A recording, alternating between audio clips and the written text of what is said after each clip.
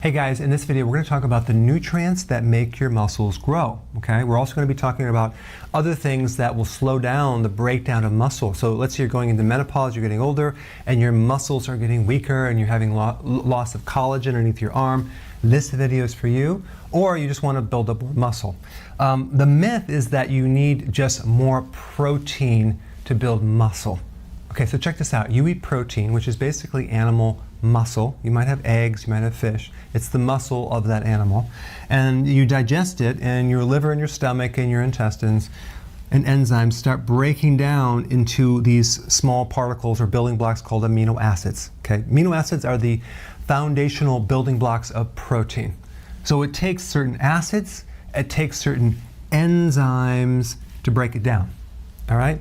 And they're in your stomach, it's in the pancreas, it's in the liver, it's in the small intestine. So you have these enzymes. So this whole conversion of breaking down the protein and then building it back up require these nutrients, okay? Vitamins and minerals and other things. So in other words, the purpose of vitamins and minerals are basically coenzymes or cofactors to help convert the raw material, amino acids, into body tissue, or other like fatty acids into healthy tissue. So we need the vitamins for that. And we also need these vitamins and minerals to support the enzymes, which are the magical workers that pull this off. And it's quite magical. So we don't need more protein necessarily, we need more of the nutrients. The two top nutrients that are mostly missing would be potassium and trace minerals. Potassium, because we need so much. We need 4,700 milligrams a day, and there's not a lot of people that are consuming 7 to 10 cups of vegetables per day. So they're not going to get their potassium. And trace minerals, because it's missing in our soils. So if you don't have the trace minerals, it's hard to activate the enzymes, all right? There's other vitamins that you need too, like the fat-soluble vitamins, vitamin A, D, E, and K, but specifically vitamin A.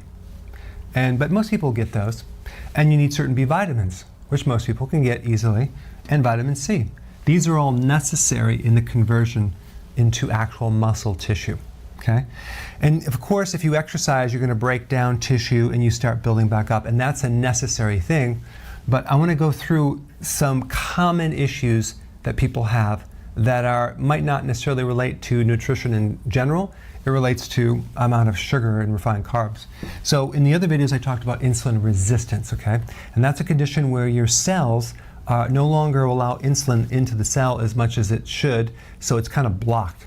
And that's simply because there's too much sugar in the diet, so the body shuts it down because it's toxic, so it doesn't allow the cell to actually allow the sugar to go in the cell anymore. But because insulin is also involved in the absorption of protein and amino acids, you have this dual effect of now you can't get fuel, but you also can't get amino acids in the cell. So that's why diabetics, for example, have a lot of weakness in the muscle, loss of collagen, loss of muscle strength. And here's the animation how it works. You have the normal protein going in the cell with the help of insulin, like a key. And then over here you have insulin resistance, where the cell is blocked, insulin can't enter anymore, and thus you have less protein in the cell. Thus you have less muscle protein, collagen, joint tissue, you name it, okay? So insulin resistance is one thing, and then you also have stress in general. Those people that are adrenal body type, they're stressed out. What happens, they're activating a hormone called cortisol. Cortisol is it's called catabolic. It's very destructive on the muscles, okay? Catabolic means breaking down, anabolic means building back up. So when you have the muscle breaking down its particles in this animation, you can see these muscle particles are breaking down because of the high levels of cortisol. It basically then converts to sugar, okay? So protein is being converted to sugar. If you want to know the name of that, it's called glyconeogenesis. Glyco meaning sugar, neo meaning new, genesis meaning the generation of, the formation of. Formation of new sugar from muscle. Eventually they get diabetes because the blood sugars go up because the muscle protein is turning into sugar. Primarily taken from your quadriceps and your thigh and the glutamus maximus, that's your butt muscle. So you see these cases with the adrenal over time, they have no butt and they have no legs. It's all gut in the middle part, right? Like a little like a trunk, and these stick legs. That's the adrenal. And that's what's happening with muscle. So you can have excessive stress causing a loss of protein. You can have lack of nutrients. You can have high levels of insulin because the insulin's not working, insulin resistance, prediabetes, causing a lack of absorbable protein. Okay, so here are the do's. You want to do intermittent fasting. Intermittent fasting triggers growth hormone. Growth hormone increases muscle preservation and retention of muscle and muscle building. Okay, so you need 3 meals, maybe 2 meals a day. Okay, I have tons of videos on that. You can watch that. This whole 4, 5, or 6 small meals a day, not good. It spikes insulin. It keeps your protein from going in. Now let's talk about snacks. Adding snacks spikes insulin.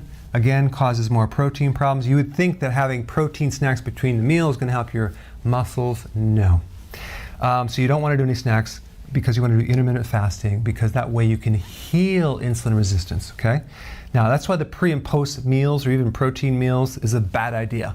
Gatorade filled with sugar, not good, because the sugar is what we're trying to counteract, because it's creating the insulin resistance, messing with your muscles, okay?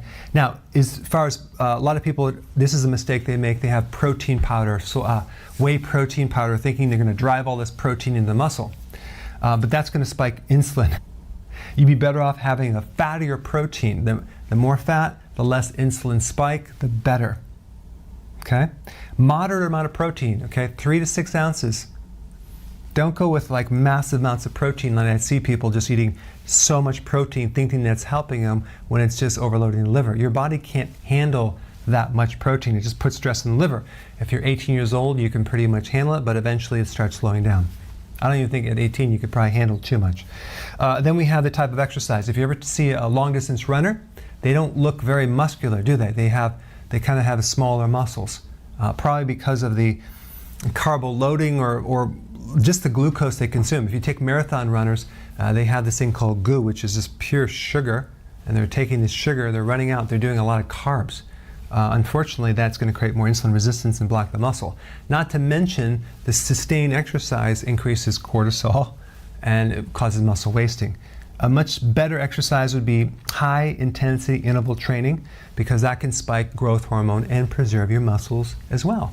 Short bursts of high intensity exercise, full body, very important.